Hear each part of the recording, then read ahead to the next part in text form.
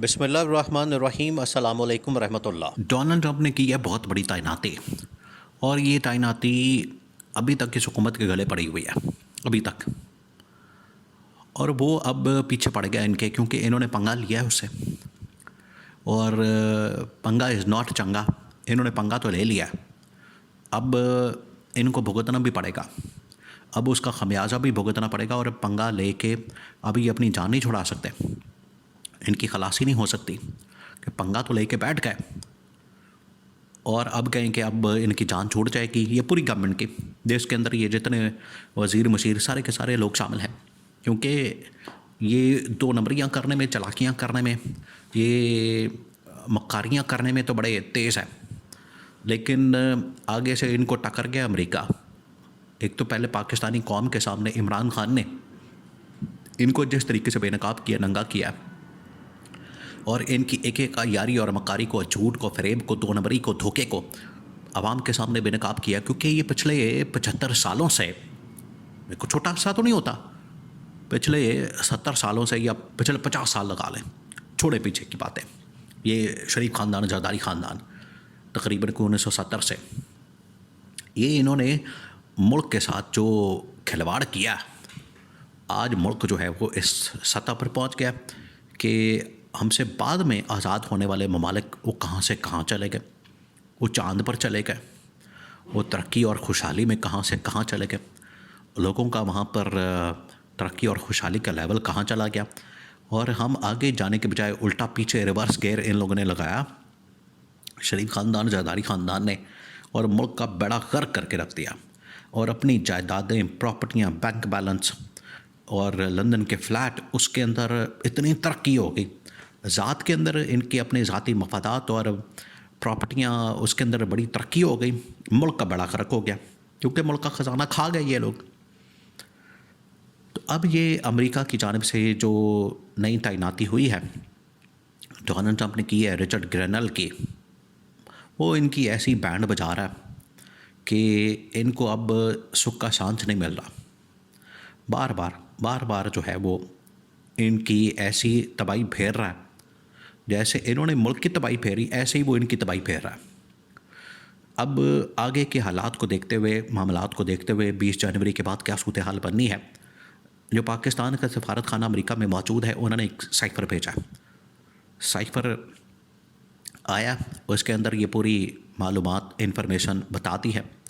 एक मैसेज आ गया कि 20 जनवरी तक आपके पास टाइम है। हुकूमत को कह दिया, ये शहबाज शरीफ को, और इनका जो फॉरेन मिनिस्टर है वो जाली किस्म का इसहाक डार, जिसने कभी फॉरेन मिनिस्ट्री में काम आज तक किया ही नहीं। देश को पता ही नहीं है फॉरेन मिनिस्ट्री होती क्या। वो हमेशा तो उसने मुंशी रहा है, अकाउंटिंग को समझता है, हिसाब किताब लोटे मारे को समझता है। उसने तो कभी ज़िंदगी में फॉरेन मिनिस्ट्री की नहीं, उसको फॉरेन मिनिस्ट्री का पता ही नहीं। तो उसको भी पैगाम पहुंच गया कि आपके पास टोटल टाइम है अगले 10-15 दिन का, 20 दिन का, क्योंकि 20 जनवरी का इंतज़ार करें। 20 जनवरी के बाद हालात बड़े ख़राब हो जाने हैं। अब हुआ क्या है? हुआ ये है कि जो बाइडन, जो कि इनका बड़ा चहेता था, या जो बाइडन के ये लोग बड़े चहेते थे, और जो बाइडन की वजह से, अमेरिकी सदर की वजह से ये इक़्तिदार के अंदर आ गए, तो जो बाइडन ने जाते जाते देखें इनको कैसा डंडा दिया, वो भी मिर्चों वाला, कि उसने पाकिस्तान के ऊपर पाबंदियाँ लगा दी। इनकी गवर्नमेंट में, इनके होते हुए जो बाइडन ने जाते जाते इनको डंडा दे दिया। और पहले जो बाइडन उनको बड़ा पसंद था, बड़ा अच्छा लगता था। डोनाल्ड ट्रंप को ये गालियाँ देते थे कि डोनाल्ड ट्रंप जो है वो दहशतगर्द है, डोनाल्ड ट्रंप जो है वो बड़ा, इमरान खान और डोनाल्ड ट्रंप में कोई फ़र्क नहीं है। ये इस तरह की बातें करते थे। वो कहते थे डोनाल्ड ट्रंप जैसे इमरान खान फितना, वैसे ही डोनाल्ड ट्रंप फितना। तो जो बाइडन को बड़ी बड़ी तारीफ़ें करते थे, उसको बड़ा अच्छा लगता था जो बाइडन उस वक्त। देखें उसने जाते जाते कैसा डंडा दिया, पाबंदी लगा दी पाकिस्तान के ऊपर, और ये कुछ भी नहीं कर सके डिप्लोमेटिक लेवल के पे। आगे आ रहा है ट्रंप। अब ट्रंप जब आएगा तो पाबंदियां भी लगी हुई हैं, वो मज़ीद आके पाबंदियां लगा देगा।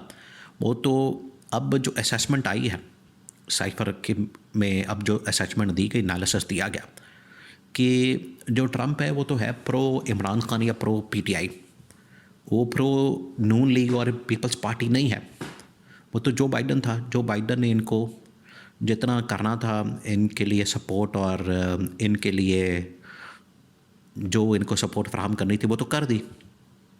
तो डोनाल्ड ट्रंप तो ऐसा नहीं करेगा। इस वजह से वहाँ पर अमेरिका में जो सफारत खाना पाकिस्तान का, उसने बता दिया कि 20 जनवरी तक आप हाथ पैर मार सकते हैं, कर लें कुछ।